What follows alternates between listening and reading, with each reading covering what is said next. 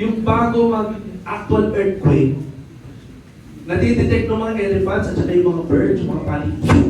Saan na sila naglalapang may nakakalaw na kayo sa ganon?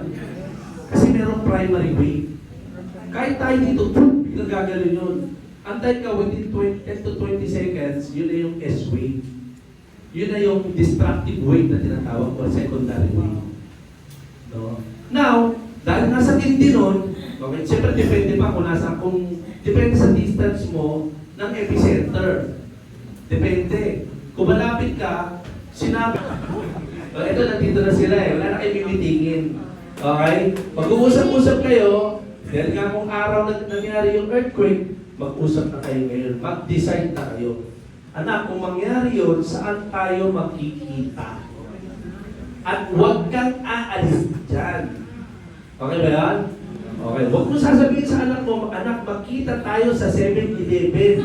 Nandito yung bata, sa 7-Eleven na matupunta. Okay? I suggest, huwag na po sa 7-Eleven. Tala nyo bakit?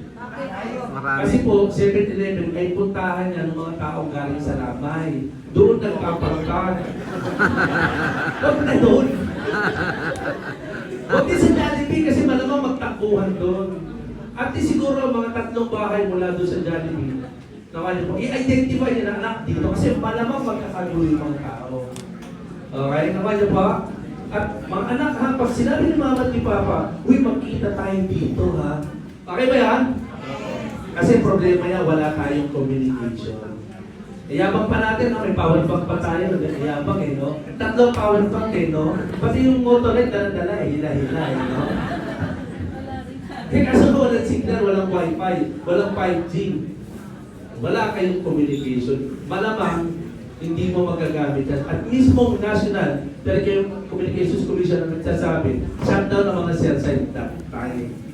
Kasi hindi talaga biro-biro ang pagdating itong the big one. Ano? Gaano ka nga bakanta kapag dumating si big one? Anong preparasyon ang meron ka para masigurong ligtas ka pagdating sa anumang sakuna? Anong mga gamit kaligtasan sa tingin mo ay kayang tumagal? Bakit pati yung pagtagal pinag-uusapan? Kasi parang mukhang disyerto ulit. Parang ganun. Can you imagine that? Diba? Na yung tipong, pati yung workplace mo, wala ka nang babalik ang trabaho.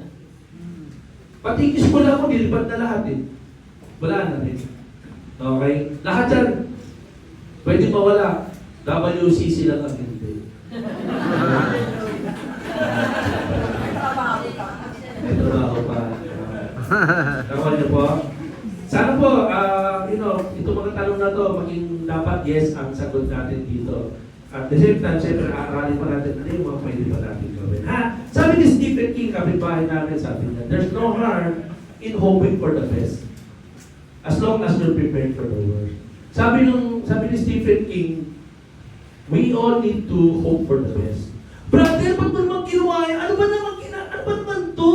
Ano ba naman yung core group? Earthquake, disaster, ano ba naman yan para naman kayo walang God? Di ba dapat hoping for the best tayo? Bakit natin pinag-uusapan? Dapat magtiwala tayo sa Panginoon. Tama ba yan? Tama ba yan? Tama naman yun. Hoping for the best, pero on the premise that dapat prepare ka for the worst. At pag ito po nangyari ito, wala ito yung tayo yung leader ko. Leader! Houses leader, Bible talk leader. Ay, tayo mga kapatid, ito problema. Ito yung problema. Okay lang si